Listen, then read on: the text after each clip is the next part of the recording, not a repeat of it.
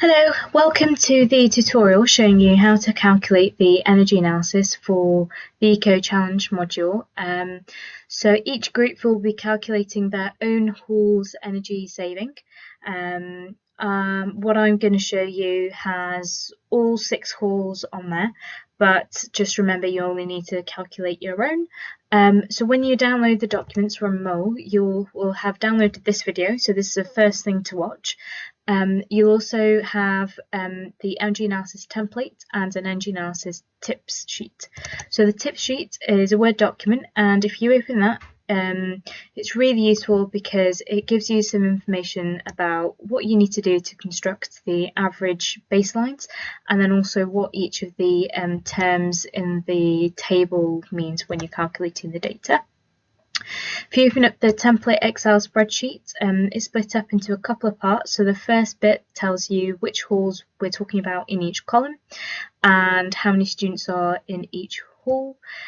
Then it tells you how much energy was consumed in each of the months from about October 2009 to when you get yours, it'll be November 2015.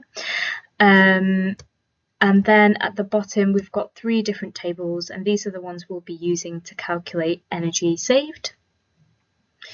So the first thing that you want to do is prepare your document. So when we calculate the kilowatt hour percentage reduction, we will have some numbers with lots of decimal places.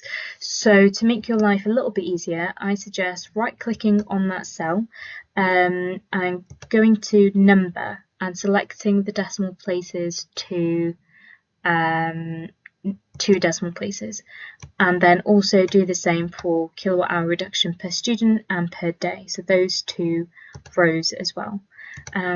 This will also mean that if you're trying to do this at home yourself, then you're more likely to get exactly the same numbers I get because you haven't sort of rounded up, or the Excel spreadsheet hasn't rounded up for you, whereas I would have rounded up. So go to number, I'll do it one last time here. So percentage reduction column, right click, go to format cells, click on number under the category and make sure you're at 2 decimal places, select OK, and you want to do that for the percentage reduction row and for the reduction per student and reduction per student per day row as well.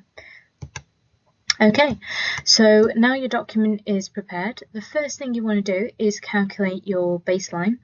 So in the Word document here, it shows us which months we need to use to construct that baseline. So the baseline is an average number of some months' energy consumption, which tells us basically what we expect that hall to be using in a given month in the year.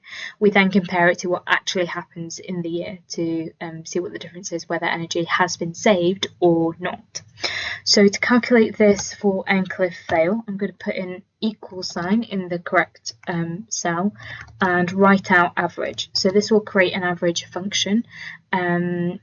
I don't know what the shortcut, I think the easiest way is just to type out average, open up a bracket and select the first number that you need to use. So I know that the first number I need to use is October 2012's data. Separate them out with a comma rather than a plus sign or an addition sign.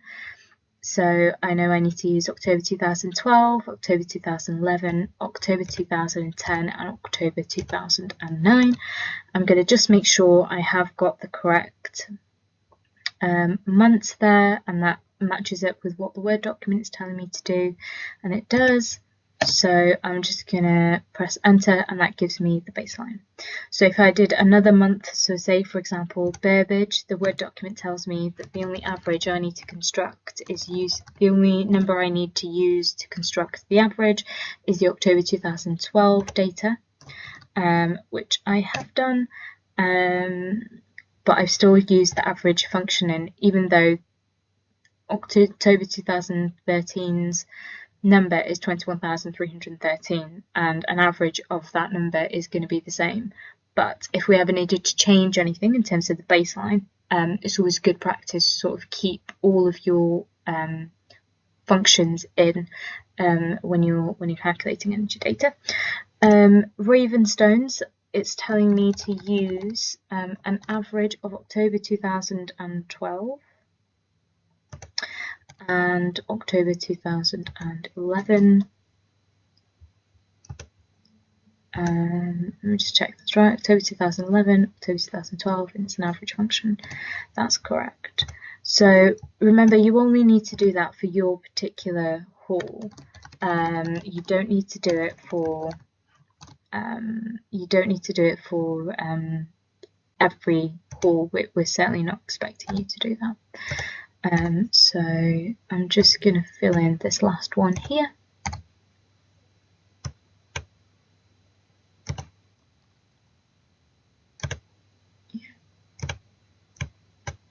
So now those are the correct baselines for October.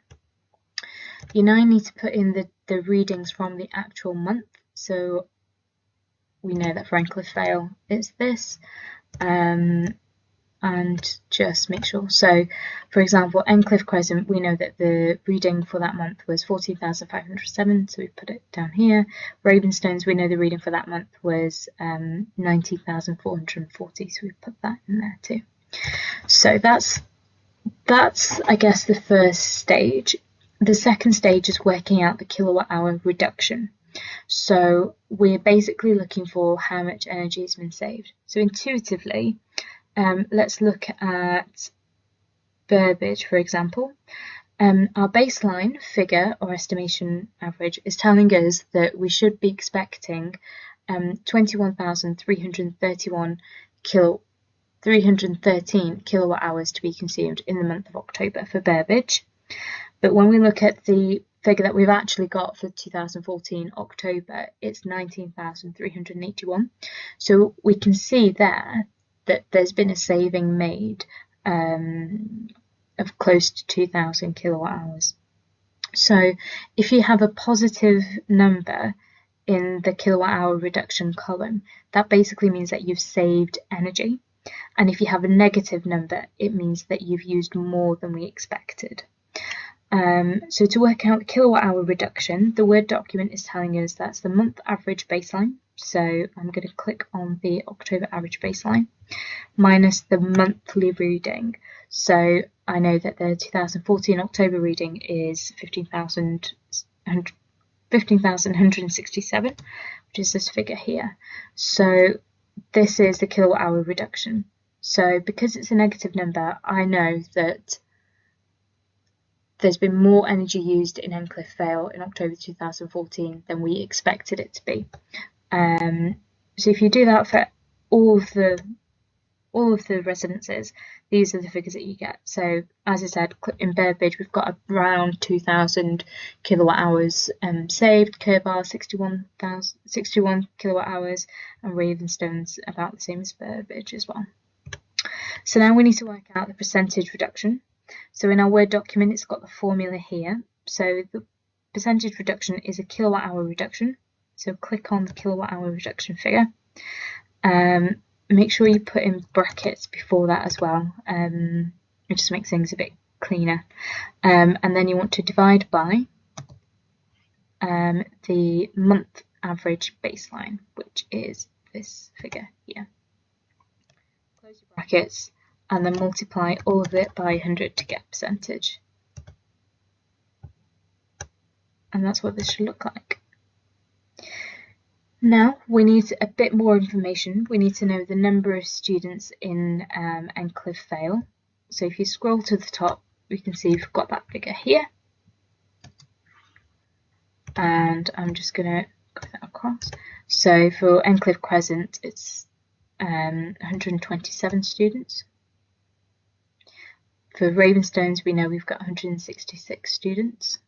So if you scroll down again, that's the figures that are there. I'm just using some shortcuts with Excel here just to make this a bit quicker. But when you do this, take your time and enter each figure manually if you can.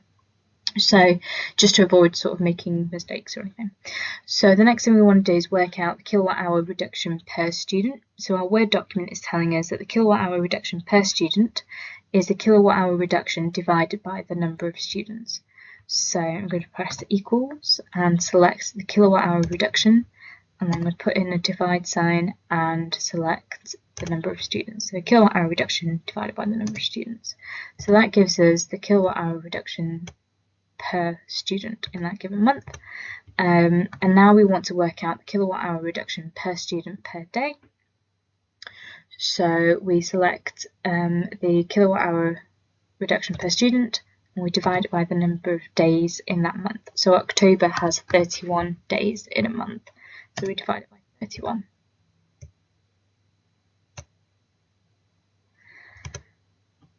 So that's given us the figures that we would expect for the that's given us what we expect for the energy savings made.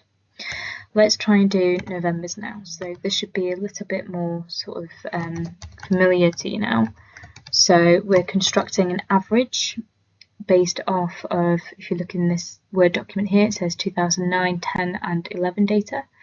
So I'm going to select 2009 data, put a comma in 2010 October data, and 2011 October data. And that's given me my baseline. I know that's exactly the same for Crescent, so I'll just copy that formula across. For Burbage, the baseline is slightly different. So there we use November 2000. Oops, have I done that wrong? Let me just check. I think I might have done this wrong. Let me check.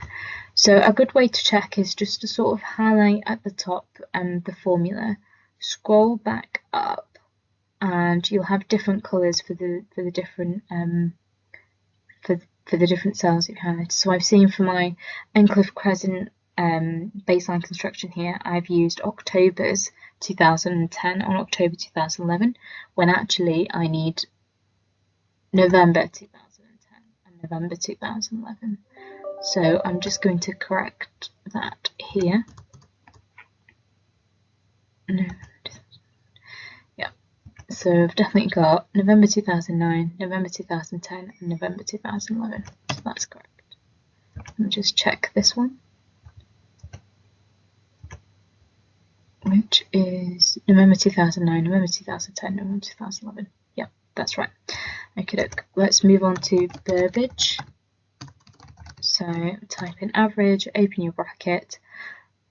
The Word document is telling me to use November 2013 data. It's telling me to use November 2011 data. And it's also telling me to use November 2010 data. So that's my baseline for that. Kerbar is telling me to use an average of November 2009,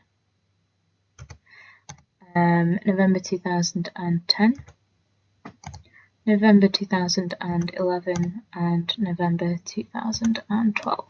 Close bracket, press enter. That's my baseline. Ravenstones, again, is fairly similar. Just follow what the document is telling you to do. So I know I need to construct an average of November 2011 data, which is here, and November 2012. Great. And finally, Ramshaw. Type in average, open the bracket, and pop in your data. So I know I need November 2010, so I just select that.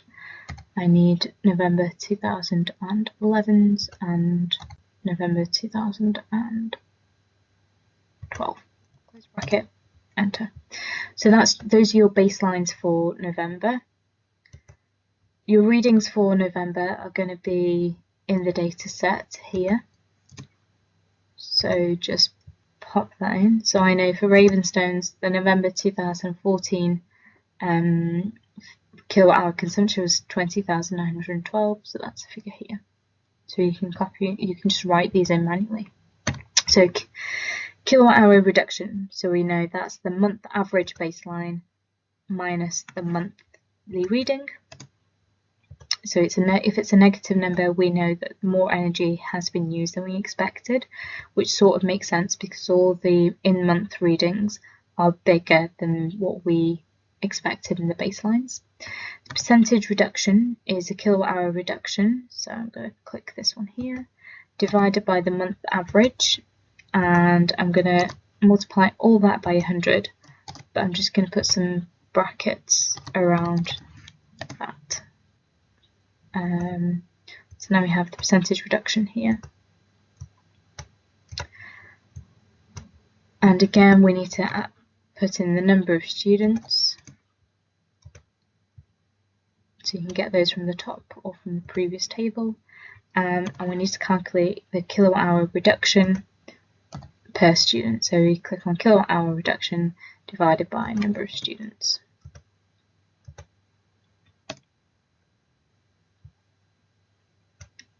And lastly, to work out kilowatt hour reduction per student per day, we select the kilowatt hour reduction per student and then divide by the number of days. So November has 30 days. There we go. So what we've got in the last rows of each of these tables is the kilowatt hour reduction per student per day in those months, and we use that just to sort of cancel out any effects of being in a big hall or small hall with more students or less students, and any other factors that might influence energy data being smaller or bigger than we expect it to be, other than behavioural changes. So we hope that this figure is as close as we can get to measuring the effect of your interventions during the EcoChallenge.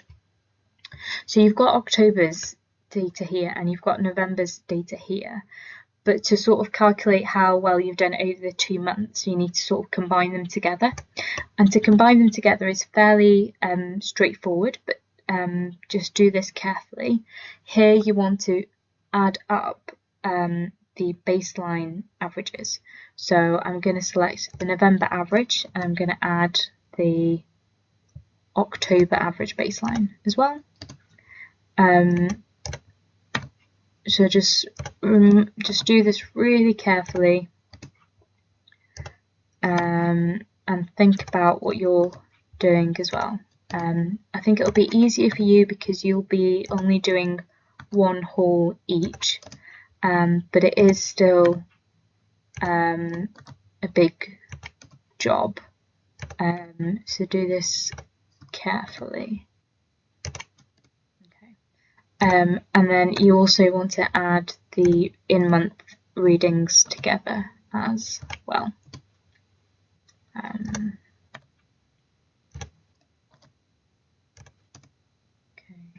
just going to move the formula across. There we go. So those are the only 2 things that you need to add here. Once you get to the kilowatt hour reduction, you then only use the data in this table, apart from when you put in the number of students. So don't add kilowatt hour reductions together. It just helps, just in case you made a mistake earlier on. It just helps to sort of keep as many formulas correct in a table as possible. So to work out the kilowatt hour reduction, I'm going to do exactly what we've done before. Use the month average baseline and then minus away the in-month reading. So this sort of intuitively makes sense because for Burbage, for example, we expected both October and November's baseline to be about 34,000, but the reading was 40,000. So we know that we've used more energy than we should, so we haven't reduced energy there. So work out the percentage reduction, which is a kilowatt hour reduction divided by the month average baseline. Remember to put brackets in and around it too, and multiply that by 100 to get percentage. Remember to add in the number of students